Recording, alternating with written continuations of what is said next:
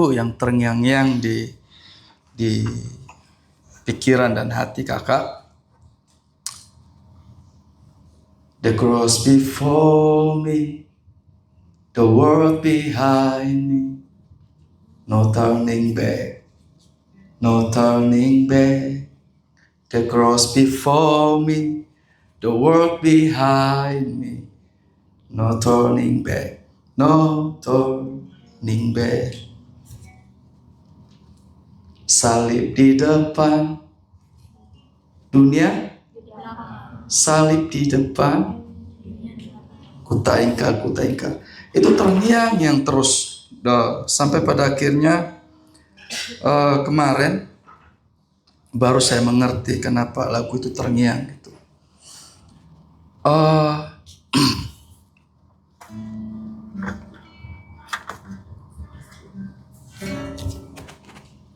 Kemarin nyambung juga dengan ketika Kak Debbie datang ke kamar KOC, ada kami di situ menyampaikan beberapa hal itu, dan itu menjadi sesuatu hal yang berkaitan erat gitu. Dan gini, kehidupan itu cuma satu kali guys di dunia ini. Ada dua hal yang pasti dalam kehidupan manusia. Pertama, kelahiran. Kedua adalah kematian. Jadi kita punya limit ketika kita hidup di dunia ini. Kita punya batas. Banyak orang muda bilang gini, selagi masih muda kita senang-senang. Kita menghabiskan masa muda kita gitu. Sedangkan kematian itu tidak memandang usia seperti itu. Dalam perjalanan kehidupan saya pun, saya sudah mendapati banyak hal gitu. Ada orang-orang dari usia yang sudah lansia sampai bahkan yang baik, mereka meninggal seperti itu. Jadi tidak ada jaminan, sekalipun kamu masih muda, sekalipun kita misalnya usia, makanya seringkali ada statement, waduh bau tanah nih, karena usia gitu kan, udah lansia bau tanah gitu. Jangan salah, kita semua ini bau tanah. Kenapa? Karena kita ini daging, gitu, baunya tanah gitu, yang nanti pada akhirnya kita akan dikubur kembali kepada debu tanah, seperti yang dimana Tuhan mengambil kita seperti itu. Jadi kehidupan yang sesungguhnya itu adalah kehidupan setelah kematian.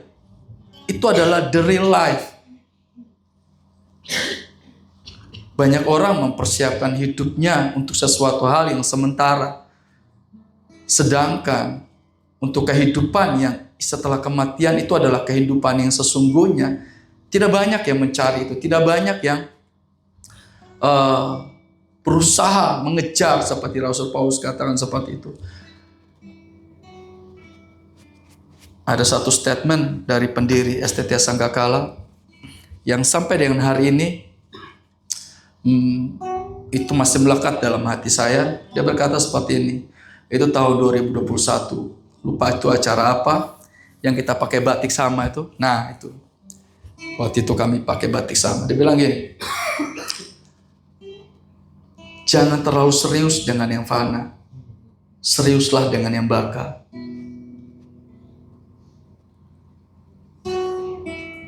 Karena kehidupan di dunia ini, apa yang kamu dapatkan, yang kamu cari, percayalah, itu hanya akan berhenti di lubang kubur. Gak akan pernah kamu bawa. Tapi ketika kamu selesai di tempat ini, dari dunia ini, ya kamu akan ada di kehidupan kekal. Tapi yang menjadi masalahnya adalah, di mana tempatmu? Persiapannya adalah ketika kamu ada di dunia ini. Betul? Persiapannya adalah ketika kamu dalam dunia ini. Bukan berada di tempat mana ketika kamu selesai di dunia ini. Tapi bersama siapa? Kalau banyak orang berkata seperti ini. Aku kalau misalnya nanti meninggal. Siapa sih kalau misalnya nanti suatu hari gitu. Pas meninggal, pas naik ke surga. Ada? Boleh angkat tangan? Yang ke surga, kalau misalnya sudah mati di dunia ini, kalau sudah meninggal, boleh angkat tangan? Yakin gitu. Oke, ke surga ya gitu ya. Amin. Amin. Amin gitu. Karena gini, bukan soal tempat surga itu, tapi bersama siapa. Karena ketika kamu selesai, kamu bersama dengan Tuhan atau kamu di neraka. Itu saja. Aku mau ke surga, Kak. Kalau misalnya di surga nggak ada Tuhan, bagaimana? Kalau Tuhan ada di neraka, gimana? Karena dimanapun Tuhan ada, percayalah, neraka bisa berubah jadi surga. Seperti itu. Jadi, suatu anugerah ketika kamu mengenal Tuhan Yesus. Karena di luar sana banyak yang tidak mendapatkan anugerah itu. Dapat anugerah tapi menjualnya, seperti itu.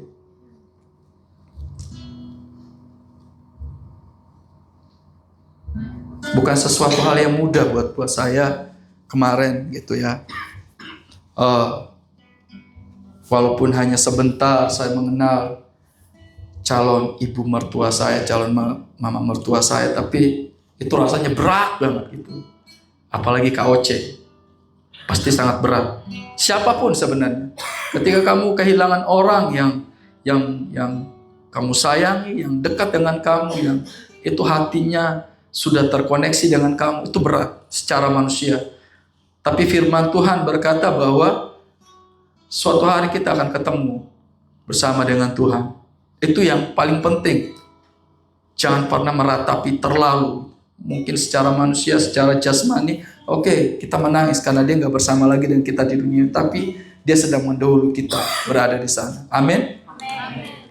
Oke. Dan siang hari ini saya akan membagikan sesuatu hal. Kita mau sama-sama buka di dalam Roma.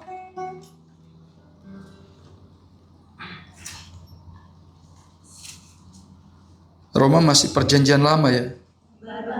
Baru ya. Oke.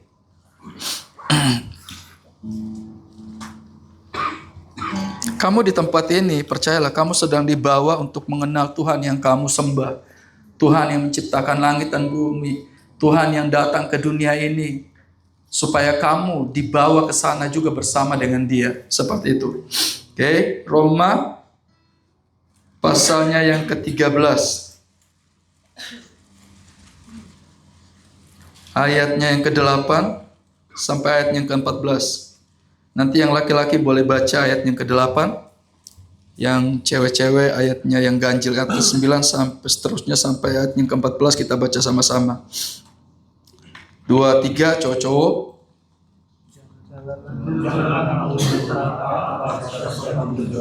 Tetapi hendaklah kamu saling mengasihi. Ia memenuhi hukum Taurat. Kata firman, jangan berzina, jangan membunuh, jangan mencuri, jangan membunuh. Kasihlah sesama manusia seperti dirimu sendiri. Kasih tidak berbuat jahat terhadap sesama manusia. Karena itu kasih adalah kegenapan hukum Taurat. Hal ini harus kamu lakukan karena kamu mengetahui keadaanmu sekarang, yaitu bahwa saatnya telah tiba bagi kamu untuk memulai hidup. Sebab sekarang keselamatan sudah lebih dekat bagi kita daripada waktu kita menjadi percaya. Hari ini sudah jauh malam, telah hampir siang. Sebab itu marilah kita menanggalkan perbuatan-perbuatan kegelapan dan mengenakan perlengkapan senjata terang. Marilah kita hidup dengan sopan seperti pada siang hari. Jangan dalam pesta pora dan kemabukan. Jangan dalam percabulan dan hawa nafsu. Jangan dalam perselisihan dan iri hati. Sama-sama. Tetapi kenakanlah Tuhan Yesus Kristus sebagai perlengkapan senjata terang. Dan janganlah merawat tubuhmu untuk memuaskan keinginannya. Sebenarnya firman ini saya bawa ketika doa pagi adik-adik semester 1 maba waktu itu. Pas waktu nyembah tiba-tiba Tuhan ganti. Dan ketika dalam beberapa hari dalam perenungan saya, ternyata Tuhan ingin supaya saya membawa firman ini hari ini. Seperti itu.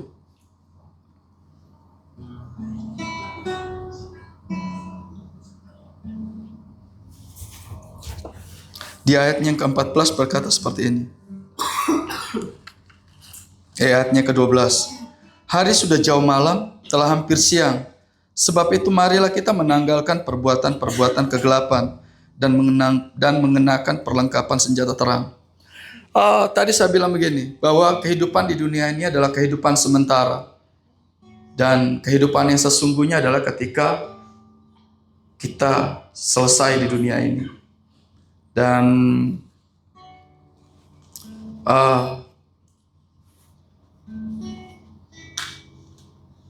oleh sebab itu kita punya tugas di dunia ini. Karena Tuhan tidak menginginkan satu orang pun binasa. Dan kita sedang dipersiapkan untuk menjadi alat-alat kemuliaan Tuhan. Lewat kehidupan kita, banyak orang mengenal Tuhan. Banyak orang mengalami Tuhan. Banyak orang diselamatkan seperti itu. Dan kamu sedang, bagi adik-adik yang semester 1 pun, kamu mungkin baru awal-awal nggak ngerti ini apa gitu. Tapi percayalah seperti tadi Kak Hani, awalnya nggak ngerti. Lama-lama ketika mengikuti proses, didikan dan semua, semakin kesini semakin dia mengerti apa itu rencana Tuhan dalam kehidupannya. Sama juga dengan kalian, seperti itu. Kalian dibawa ke tempat ini, semakin lama semakin kalian dalam, semakin kalian mengalami Tuhan, mengenal Tuhan yang kamu sembah, seperti itu. Dan di ayatnya ke-12 dari Roma 13 ini berkata bahwa sebab itu marilah kita menanggalkan perbuatan-perbuatan kegelapan. Jadi kita meninggalkan cara hidup kita yang lama. Tuhan menanggalkan. Ketika kalian ikut retret mahasiswa baru, kalian dipulihkan, kalian didoakan, kalian dilepaskan, kalian diubahkan, kalian disembuhkan. Itu caranya untuk menanggalkan semua ikatan-ikatan, semua hal yang kalian dapatkan, yang kalian selama ini cara hidup secara duniawi atau secara di tempatmu, kamu mungkin hidupnya menurut adat istiadat ataupun sebagainya. Tapi ketika kamu dibawa ke tempat ini, ke STT Sagakala, adalah supaya kamu menanggalkan semuanya itu. Semua hal. Dibilang ini, menanggalkan perbuatan-perbuatan kegelapan. Perbuatan-perbuatan kegelapan itu apa aja sih gitu.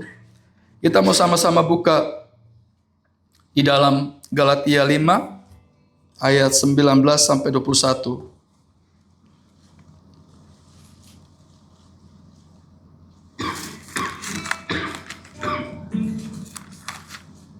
Sudah semua?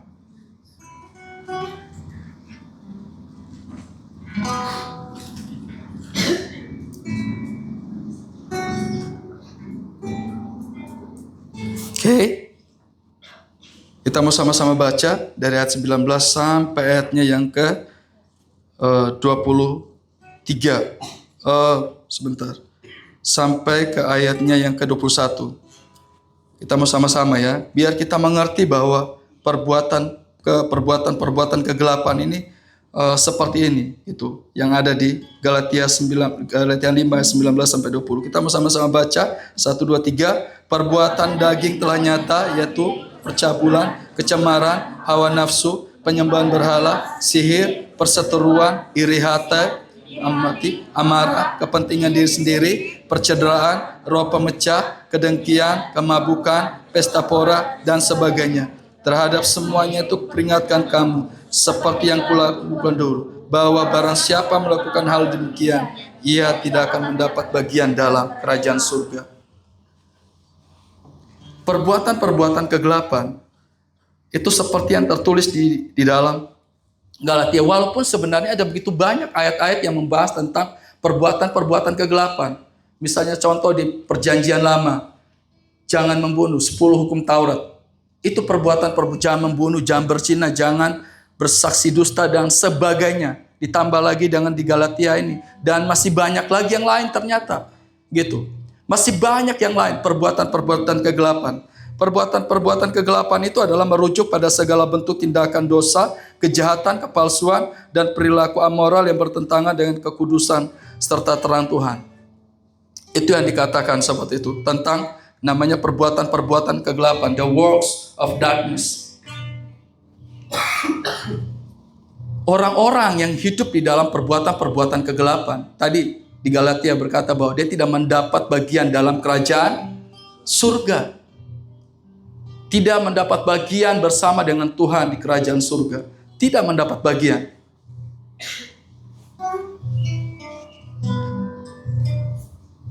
Semakin kamu dibawa ke tempat ini, semakin kamu naik semester, semakin kamu ikuti semua arahan, semua hal yang diberikan kepadamu, percayalah, kamu akan semengerti apa itu perbuatan-perbuatan kegelapan. Dari hal-hal yang tertulis ini sampai benar-benar itu yang benar-benar mengganggu hatimu.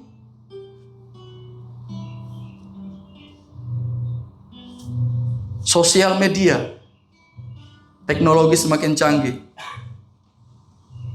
Kamu akan diarahkan untuk namanya perbuatan-perbuatan kegelapan.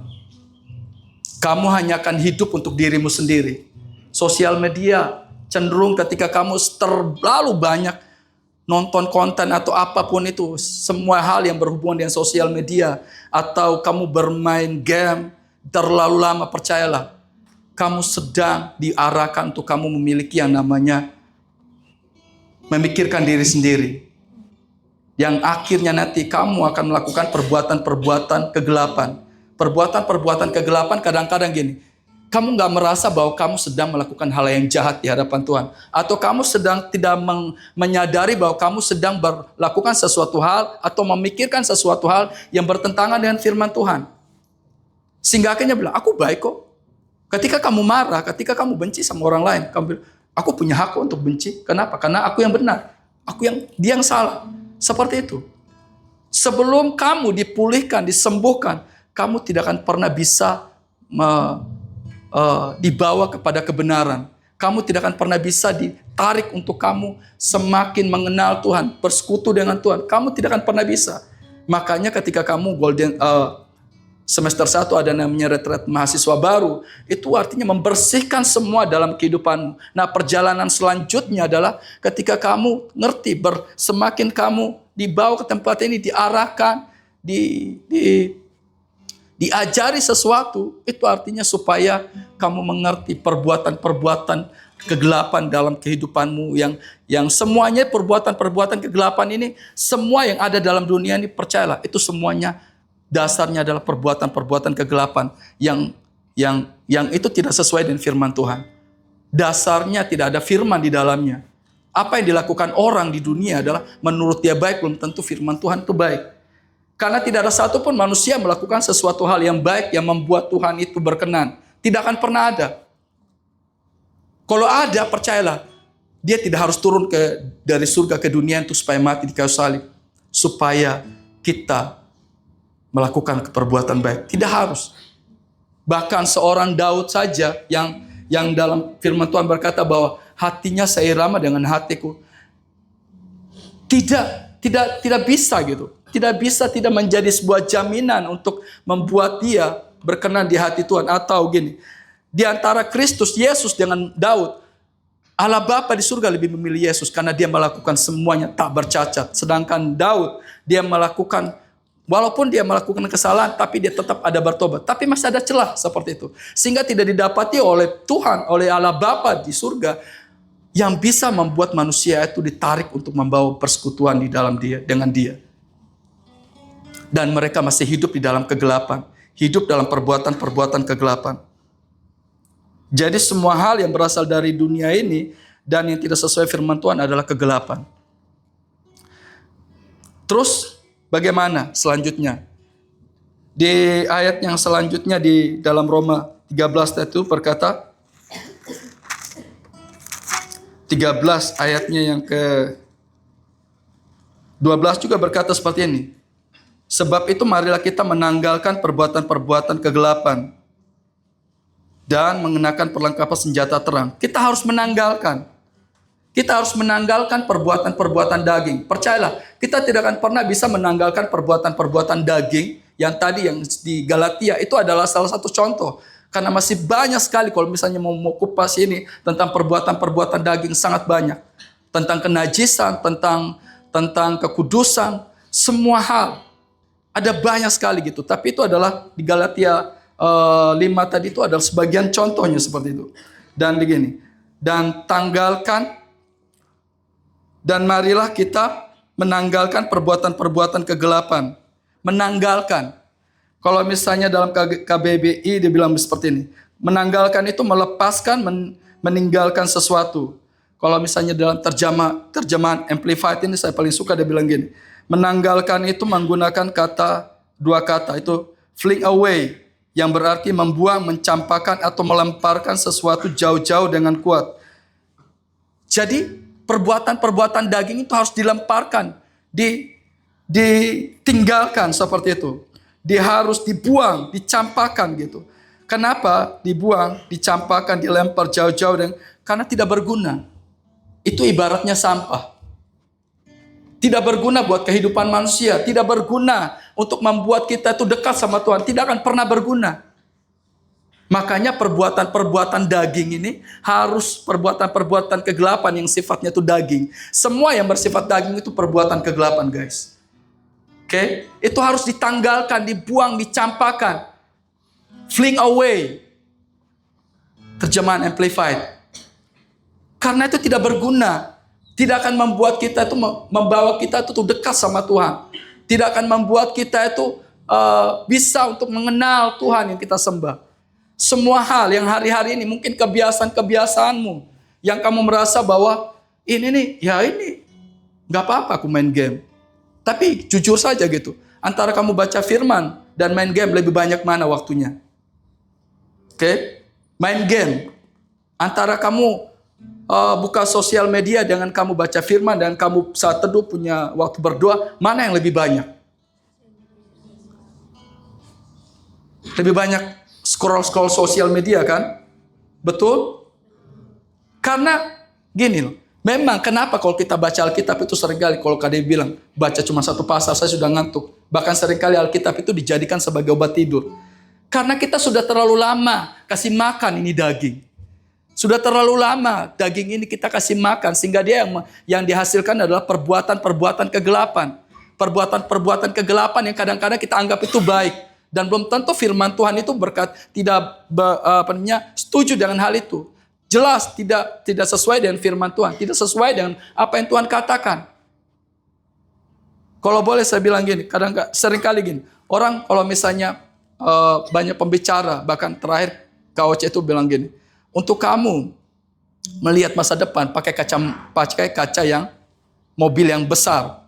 Tapi kalau untuk kamu melihat masa lalu pakai kaca spion. Betul?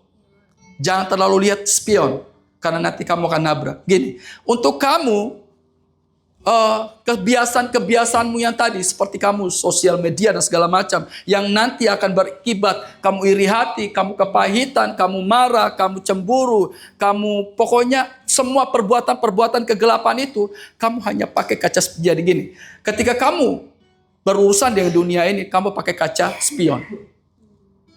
Seperti tadi lagu yang tadi. The cross before me, the world behind me. The cross before me, the world behind me. The cross before me, the world behind me. No turning back, no turning back.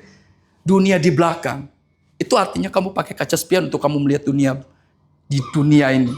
Jangan terlalu lama-lama. Tapi untuk kamu maju, bertumbuh dengan Tuhan, ada kamu pakai kaca yang di depan. Kamu lihatnya ke depan.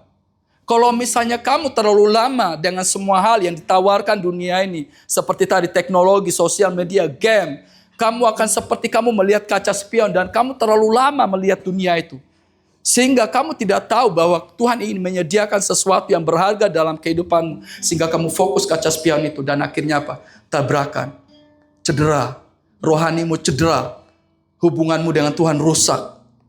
Dan kamu gak tahu rencana Tuhan dalam kehidupanmu seperti apa. Ketika kamu menghadapi dunia ini, kamu akan memakai kaca spion itu. Sehingga kamu gak jauh berbeda dengan dunia. Kamu berdoa sih, tapi kamu gak punya daya tahan. Kenapa? Kamu lebih banyak lihat kaca spion. Atau kamu lebih banyak lihat dunia. Kamu gak mau lihat ke depan. Sehingga yang ada dalam kehidupanmu, yang tumbuh dalam kehidupanmu adalah perbuatan-perbuatan kegelapan yang gak jauh berbeda dengan orang dunia. Sekalipun kamu melakukan yang baik, tapi dasarnya bukan firman. Jangan dipikir bahwa ketika kamu melakukan hal yang baik, kamu merasa bahwa kamu sudah melakukan hal yang baik di hadapan Tuhan. Belum tentu. Kamu gak akan pernah bisa mengenali hatinya Tuhan ketika kamu terlalu lama. Jadi untuk kamu lihat dunia pakai kaca spion tadi, hanya sebentar, jangan terlalu lama. Seperti tadi saya bilang, kamu baca firman, ngantuk mau paksain aja, rendam dirimu dengan firman. Bersekutu, kenapa? Susah kak, ngantuk kak, capek kak. Memang karena daging ini berlawanan dengan roh. Firman adalah roh. Yang ingin dihidupkan dalam kehidupanmu dan kehidupanku adalah roh. Karena Tuhan itu adalah roh. Yang nanti akan membuat kita bisa bersatu, bisa terkoneksi. Ini bukan daging, tapi roh kita. Seperti itu. Selanjutnya,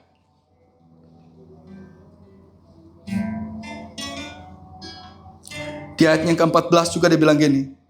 Tetapi kenakanlah. Tapi di ayat 11 juga dibilangin seperti ini. Dan mengenakan perlengkapan senjata terang. Di ayat yang 14 lebih jelas lagi dia berkata seperti ini. Tetapi kenakanlah Tuhan Yesus Kristus sebagai perlengkapan senjata terang. Dan jangan merawat tubuhmu untuk memuaskan keinginannya. Nah, untuk kita bisa mengalahkan perbuatan-perbuatan daging itu adalah kita mengenakan senjata terang. Lebih jelas di ayat yang 14 bilang, kita mengenakan Kristus. Halo? Mengenakan Kristus. Jadi gini, kamu tidak bisa melawan perbuatan-perbuatan kegelapan yang tadi itu. Semua hal yang ditawarkan dunia dengan kekuatanmu, dengan kemampuanmu, dengan intelektualmu, dengan pengalamanmu. Tidak akan pernah bisa. Tidak akan pernah bisa. Tapi di sini dikatakan, tetapi kenakanlah Kristus sebagai senjata terang. Kenakanlah Kristus. Kenakan. Kalau tadi kita mencampakkan, membuang semua hal, perbuatan-perbuatan kegelapan, tidak selesai sampai di situ, tapi kita mengenakan Kristus. Kalau misalnya ada yang bisa buka satu, itu di mana ya terdapat? Rumah itu tersapu bersih kosong. Kalau misalnya itu nggak diisi, dia akan memanggil 7 roh jahat yang lebih jahat daripada itu. Kalau nggak salah di Yohanes ya.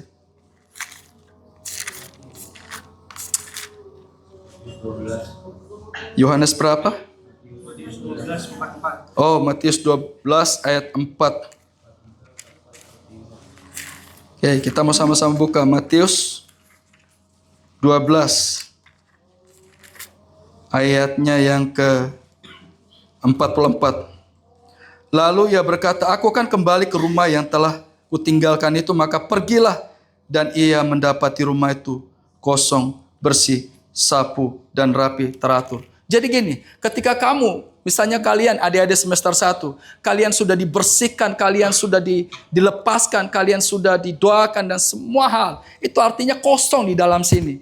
Yang perlu kamu lakukan adalah kamu mengisi hidupmu, kamu mengisi ruang yang terkosong di hidupmu dengan mengenakan Kristus dalam kehidupanmu. Mengenakan dia sebagai senjata terang yang akan bisa melawan, yang bisa membuat setiap perbuatan-perbuatan kegelapan itu pergi dari kehidupan kita. Atau dengan kata lain, kita tidak menginginkan untuk melakukan hal-hal perbuatan-perbuatan kegelapan. Tapi yang kita inginkan adalah kita melakukan apa yang Tuhan mau dalam kehidupan kita. Dan di 1 Korintus, kita mau sama-sama buka di Yohanes 15. Yohanes 15. Apa artinya mengenakan Kristus? Jelas sekali nih. Yohanes 15. Sudah ketemu semua? Oke, kakak akan bacakan bilang. Ayatnya yang ke-3 dia berkata, kamu memang sudah bersih karena firman yang telah kukatakan kepadamu.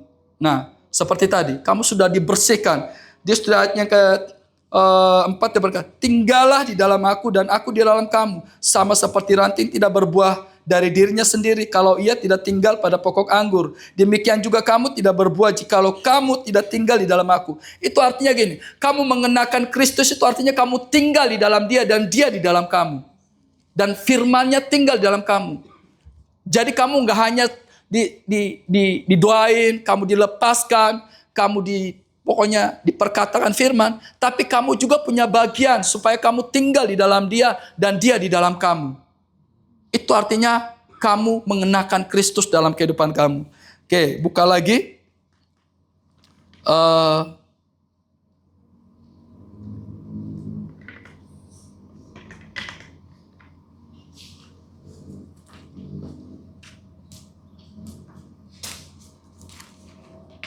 Sebentar.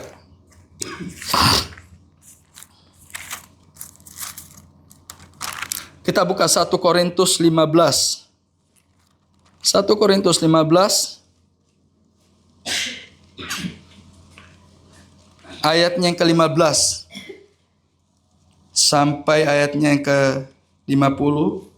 Saya akan bacakan. Seperti ada tertulis, manusia pertama Adam menjadi makhluk yang hidup, tetapi Adam yang terakhir menjadi roh yang menghidupkan. Tetapi yang mula-mula datang bukanlah yang rohania, tetapi yang alamiah. Kemudian barulah datang yang rohania. Manusia pertama berasal dari debu, tanah, dan bersifat jasmani. Manusia kedua berasal dari surga. Makhluk-makhluk jasmani alamiah sama dengan dia yang berasal dari debu tanah. Dan makhluk-makhluk surgawi sama dengan dia yang berasal dari surga. Sama seperti kita telah memakai rupa dari yang alamiah, demikian pula kita akan memakai rupa yang dari surgawi. Di ayatnya ke 49 bilang, sama seperti kita telah memakai rupa dari yang alamiah, demikian pula kita memakai rupa yang dari surgawi. Jadi gini, ketika kita belum di dalam Kristus, kita memakai rupa alamiah, yaitu Adam pertama yang jatuh dalam dosa. Tapi ketika kita menanggalkan semua, kita hidup bersama dengan Tuhan, kita hidup sesuai dengan firman, maka kita sedang memakai rupa yang dari surgawi, yaitu Kristus. Sehingga cara hidup kita bukan cara daging, bukan cara dunia, tapi cara surgawi. Mungkin sebelum kamu datang ke tempat ini, mungkin kamu hidup secara jasmani, atau kamu hidup secara daging. Yes, tapi ketika kamu datang ke tempat ini, kamu diperkenalkan tentang Tuhan, otomatis kamu sedang dibawa untuk hidup bukan secara jasmani atau secara badani atau secara daging, tapi kamu dibawa ke tempat ini untuk supaya kamu hidup secara rohani, mengenakan yang dari surga itu, yaitu Kristus di dalam kehidupan kita. Oke, kita mau buka lagi satu ayat. Oleh sebab itu gini, Mazmur 1 ayat 2.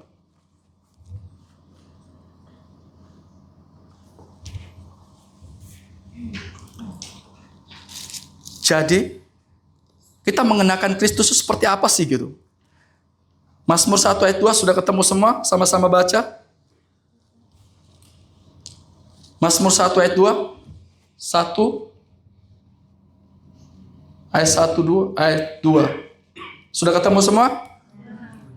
Oke, kita sama-sama baca 2 3. Tapi yang kesukaannya ialah Taurat Tuhan, dan merenungkan Taurat itu siang dan malam. Itu supaya kita mengenakan Kristus itu adalah kita merenungkan firman ini siang dan malam. Seperti yang saya ajarkan kemarin kepada adik-adik. Untuk kamu mendapatkan rema, kamu tidak hanya sekedar kamu baca pagi itu, kamu renungkan, isi pikiranmu seperti itu. Dengan firman, kamu coba merenungkan firman itu. Itu caranya kamu mengenakan Kristus dalam kehidupanmu. Dan firman ini adalah Kristus. Semuanya berbicara tentang dia. Kamu sedang ingin mengenal dia. Itu artinya kamu sedang mengenakan dia dalam kehidupanmu. Kamu sedang memakai rupa yang dari surga, yaitu Kristus dalam kehidupanmu. Dengan cara kamu merenungkan firman untuk kamu ngerti remanya apa. Tuhan bicara apa dalam hidupmu. Itu. Jadi ketika kamu terus berada di area ini, kamu tanpa kamu memakai kekuatanmu, tanpa kamu memikirkan perbuatan-perbuatan kegelapan itu, tiba-tiba tidak berlaku lagi dalam kehidupan, atau dia tidak bekerja dalam kehidupanmu. Kenapa? Karena kamu mengenakan Kristus. Kenapa? Karena kamu membaca firman siang dan malam. Untuk apa kamu baca firman? Kita buka sama-sama dalam Roma pasalnya yang ke-12 ayat 1 dan 2. Roma 12 pasalnya yang ke-12 ayat 1 dan 2. Saya akan bacakan. Karena itu saudara-saudara, demi kemurahan Allah aku menasihatkan kamu supaya kamu mempersembahkan tubuhmu sebagai persembahan yang hidup, yang kudus dan yang berkenan kepada Allah. Itu adalah ibadahmu yang sejati. Janganlah kamu menjadi serupa dengan dunia ini, tetapi berubahlah oleh pembaruan budimu sehingga kamu dapat membedakan apa yang baik, yang berkenan kepada Allah dan yang sempurna. Tujuannya kamu merenungkan firman adalah kamu berendam di firman. Setiap hari kamu disuruh buat rema. Yang tinggal di esteta sangkakala adalah gini, supaya kamu memiliki namanya pembaharuan budi, sehingga kamu mengenal apa yang kehendak Tuhan yang baik, yang berkenan dan yang sempurna. Karena tanpa kamu diisi pikiranmu, budimu dibaharui, yang kamu lakukan adalah perbuatan-perbuatan kegelapan yang kamu anggap itu baik, cara-cara hidupmu yang lama, yang mungkin itu dipengaruhi oleh lingkungan, oleh sosial media, seperti tadi kakak bilang, itu sangat membuat pengaruh besar dalam kehidupan seorang anak muda. Kamu terlalu lebih banyak di situ, maka pembaharuan budimu tidak akan ada. Yang diisi dari dunia adalah ini, di pikiranmu adalah yang dari dunia, bukan dari firman Tuhan. Kalau firman Tuhan banyak dalam kehidupanmu, dengan kamu membaca firman Tuhan, itu artinya kamu memakai Kristus. Sehingga ada pembaharuan budimu. Cara berfikirmu bukan cara berfikir dunia. Caramu bertindak bukan cara seperti cara dunia. Tidak. Kamu akan bilang, Tuhan, kau maunya apa? Tuhan, aku melakukan ini. Bagaimana menurutmu? Kamu akan bertanya sama Tuhan. Kamu akan bertanya sama dia. Tapi kalau misalnya dalam hidupmu gak ada firman, percayalah, kamu akan melakukannya dengan keinginanmu. Kamu akan mengerjakan semuanya sesuai dengan apa yang kamu pikirkan, yang kamu sesuai dengan talentamu. Kalau kamu melakukan seperti itu, kamu gak jauh berbeda dengan dunia. Karena dunia melakukan sesuai dengan kemampuan, kualifikasi mereka sesuai dengan talenta mereka. Tapi kita dengan Tuhan, sebagai anak-anak Tuhan, sebagai anak-anak terang, kita tidak seperti itu caranya. Setiap kita melakukan apapun, ada firman-Nya. Tuhan, kau mau apa dalam hidupku? Tuhan, kau mau apa dalam hidupku? Terus yang berikutnya, Kolose 3 ayatnya yang kedua.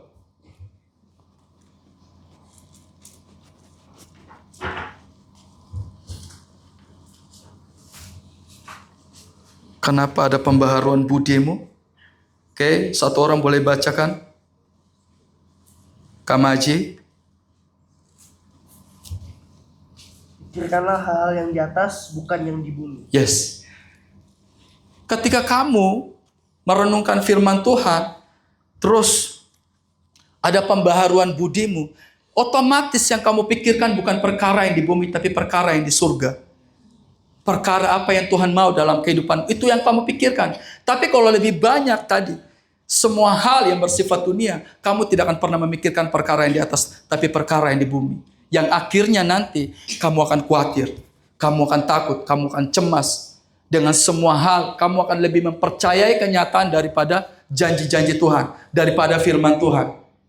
Karena kita sedang tidak berjalan berdasarkan kenyataan, tapi sesuai dengan firman Tuhan. Firman Tuhan katakan apa, itu yang kita kerjakan. Tapi kalau misalnya kamu gak kuat di sini, firmanmu kamu gak merenungkan firman, kamu gak baca, kamu lebih banyak waktu, kamu memakai lebih banyak lihat kaca spion, atau kamu lebih banyak lihat dunia, percayalah, kamu tidak akan punya kekuatan atau kemampuan untuk menghadapi kenyataan-kenyataan hidupmu. Bahkan kamu akan bisa mempengaruhi orang lain untuk mereka khawatir. Bahkan kabar-kabar di sosial media tentang apapun, perang dan segala macam, itu akan membuatmu takut. Kamu akan dibuat cemas, khawatir. Tapi kalau kamu hidupmu dipenuhi oleh firman, percayalah, semua perbuatan-perbuatan kegelapan, kenyataan-kenyataan hidupmu tidak akan pernah bisa mempengaruhi. Kenapa? Karena ada firman. Karena ada firman. Kamu mengenakan Kristus dalam kehidupanmu. Jadi gini, Kristus nggak hanya hidup di dalammu, tetapi Kristus hidup buatmu. Itu kamu mengenakan Kristus. Tapi kalau kamu berkata, Kristus hanya hidup di dalamku, tapi yang kamu lakukan sesuai dengan keinginan, percayalah, itu artinya Kristus tidak hidup di dalammu. Kristus tidak hidup untukmu. Kristus hidup untukmu kayak gini. Kamu pikirkan, kamu lakukan apa, kamu katakan apapun, kamu bertanya sama dia. Oke? Sama dengan Galatia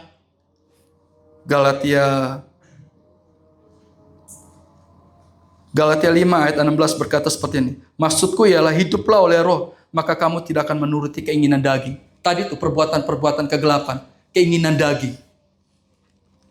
Kamu tidak akan ikut. Makanya simple sederhana, hiduplah oleh roh, maka kamu tidak akan mengikuti keinginan daging. Yang berikutnya adalah Galatia 2 ayat 19b sampai 20. Ada yang hafal? Ada yang hafal? Galatia 2 ayat 19b sampai 20. Ada yang hafal? Hidupku bukannya aku lagi, tapi Kristus yang hidup di dalamku.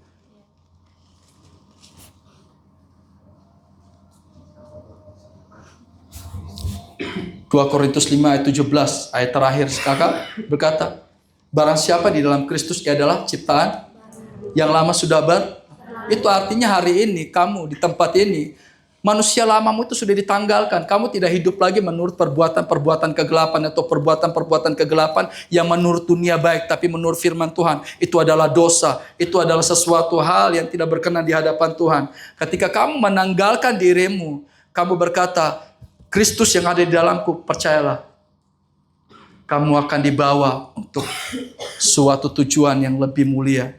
Tuhan akan memakai hidupmu sebagai senjata terang. Kamu tidak hanya mengenakan senjata Tuhan sebagai senjata terang dalam hidupmu, tapi kamu akan menjadi senjata terang untuk mengalahkan setiap kegelapan-kegelapan, untuk membawa setiap orang-orang yang hidup dalam kegelapan, kamu bawa mereka kepada terang Tuhan yang ajaib, sehingga hidup mereka sama sepertimu. Dan percayalah, dan kamu akan hidup bersama dengan Tuhan nanti ketika kamu dipanggil. Amin. Amin. Tuhan Yesus memberkati.